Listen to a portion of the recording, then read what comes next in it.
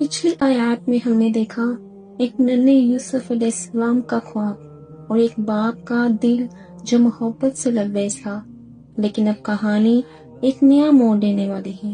وہی خواب، وہی بیٹا اور وہی محبت بننے جا رہی ہے حسد کی آگ کا ایندھن۔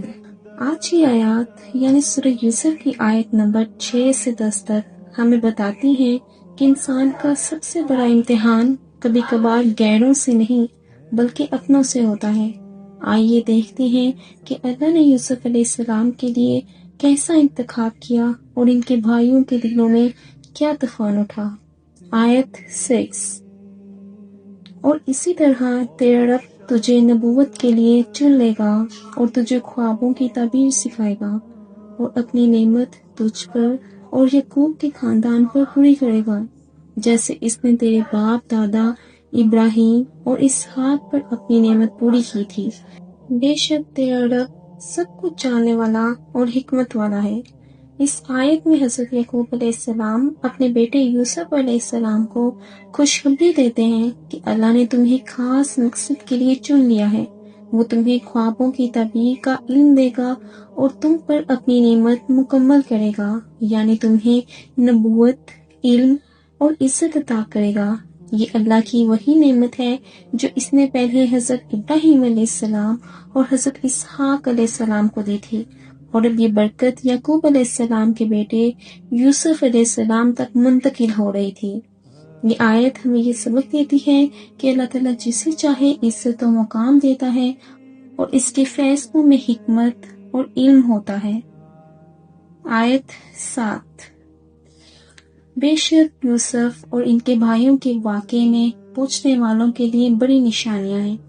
اس آیت میں اللہ تعالیٰ فرماتے ہیں کہ حضرت یوسف علیہ السلام اور ان کے بھائیوں کے واقعے میں سمجھنے والوں اور سبق حاصل کرنے والوں کے لیے بہت سی نشانیاں موجود ہیں۔ یعنی یہ کہانی صرف ایک قصہ نہیں بلکہ زندگی کے اصول، ایمان، صبر، حسد، معافی اور اللہ کی قدرت کے واضح پیغامات رکھتی ہے۔ جو بھی انسان غور و فکر کرے گا وہ سمجھے گا کہ اللہ ہر معاملے میں اپنی حکمت کے مطابق فیصلہ کرتا ہے۔ آیت 8: جب انہوں نے کہا یوسف اور اس کا بھائی ہمارے والد کو ہم سے زیادہ پیارے ہیں، حالانکہ ہم ایک مضبوط جماعت ہیں، یقیناً ہمارا باپ صریح غلطی میں ہے۔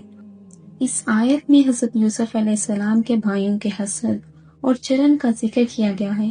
وہ آپس میں کہنے لگے کہ ہمارے والد حضرت یعقوب علیہ السلام، یوسف علیہ السلام اور ان کے بھائی بنیامین سے ہم سب سے زیادہ محبت کرتے ہیں، حالانکہ ہم زیادہ ہیں اور طاقت پر بھی۔ اس حسد نے ان کے دلوں میں نفرت پیدا کر دی، یہاں تک کہ انہوں نے اپنے باپ پر ناانصافی کا الزام لگا دیا۔ یہ آیت ہمیں یہ سبق دیتی ہے کہ حسد انسان کو اندھا کر دیتا ہے۔ حسد دل سے محبت اور انصاف کو ختم کر دیتا ہے اور انسان کو اپنے ہی اہل خانہ کے خلاف کھڑا کر دیتا ہے۔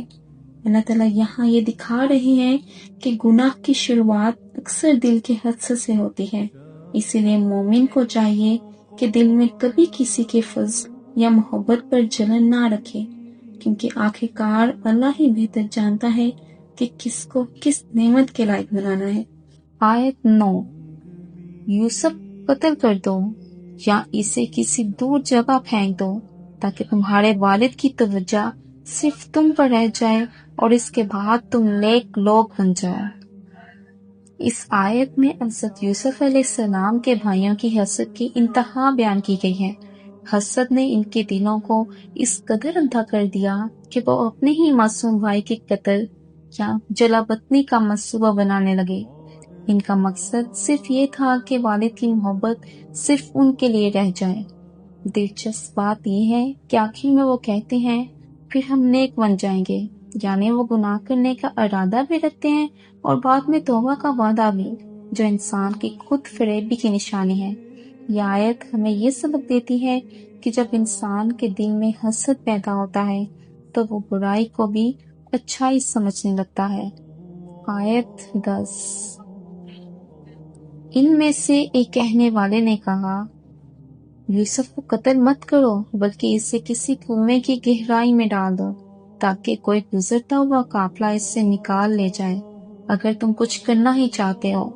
اس آیت میں بتایا گیا ہے کہ یوسف علیہ السلام کے بھائیوں میں سے ایک نسبتاً نرم دل شخص نے اپنے بھائیوں کو مشورہ دیا کہ قتل نہ کرو بلکہ اسے کنویں میں ڈال دو۔ اس نے سوچا کہ اس طرح یوسف علیہ السلام کی جان بھی بچ جائے گی اور باقی بھائیوں کا مقصد یعنی والد کی توجہ حاصل کرنا بھی پورا ہو جائے گا۔ یہ آیت ظاہر کرتی ہے کہ برے کاموں میں بھی کچھ لوگوں کے دل میں نرمی باقی رہتی ہے، لیکن جب انسان غلط مجلس یا برے ساتھیوں میں ہوتا ہے تو وہ سچائی پر ڈٹے رہنے کی ہمت نہیں کر پاتا۔ یہ تھی سورۃ یوسف کی آیات 6 سے 10۔ ایک خواب، ایک حسد اور ایک فیصلہ جو ایک بچے کو کنویں تک لے گیا مگر عروج تک بھی۔ یہی کہانی ہمیں سکھاتی ہے کہ اللہ کا منصوبہ ہمیشہ انسانوں کے منصوبے سے بڑا ہوتا ہے۔ اگلی ویڈیو میں ہم دیکھیں گے کہ یوسف علیہ السلام کے ساتھ ان کے بھائیوں نے کیا کیا اور کس طرح اللہ نے اس آزمائش کو ان کے لیے عزت کا دروازہ بنا دیا۔ اگر آپ چاہتے ہیں کہ آپ کا ایمان مزید مضبوط ہو تو اگلا حصہ ضرور دیکھیے۔ ویڈیو کو لائک، شیئر اور سبسکرائب کرنا مت بھولیے تاکہ یہ پیغام ہر دل تک پہنچ جائے۔ جزاک اللہ۔